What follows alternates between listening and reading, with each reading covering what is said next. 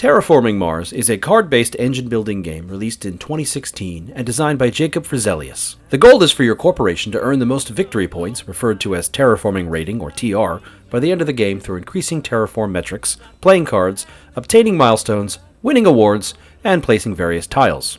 To set up, the main board is laid out in the middle of the table. On the board are the 3 different terraforming metrics of oxygen, temperature, and oceans, as well as some of the surface of Mars laid out in a hexagonal grid. Surrounding the board is the TR track, and at the bottom are the different milestones and awards. After setting markers for the starting values of the metrics, the main deck of project cards is shuffled, with several cards being dealt out to each player. Finally, each player takes a player board, a set of player markers in a chosen color, and then selects the corporation they will play as for that game. Each round of a game of Terraforming Mars is called a generation, during which each player will have 1 or more turns to perform actions. Each player is permitted up to 2 actions per turn from the following options, and the same action can be performed twice in a turn. Play a project card from their hand by paying the cost for it. Using an available action from a previously played blue card, once per generation, completing a standard project such as placing a city tile or increasing the temperature, and claiming a milestone or an award. If the player declines to act, or cannot due to limited resources, then they must pass instead and are done for that generation. The generation continues until all players have passed, and then a new generation will begin with players gaining resources from production cards and drawing new project cards to play later. The game end is triggered once all 3 terraforming metrics have reached the end of their tracks, and the current generation is completed. At that time, players will compare their TR values, including any endgame points earned for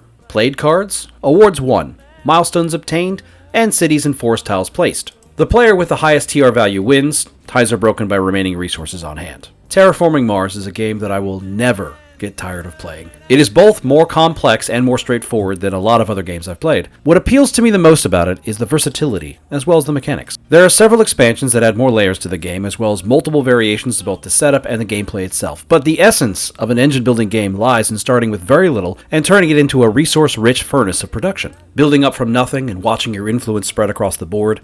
Or maybe you just hoard cards. Or maybe you decide you want to breathe life into the planet without placing a single token on it.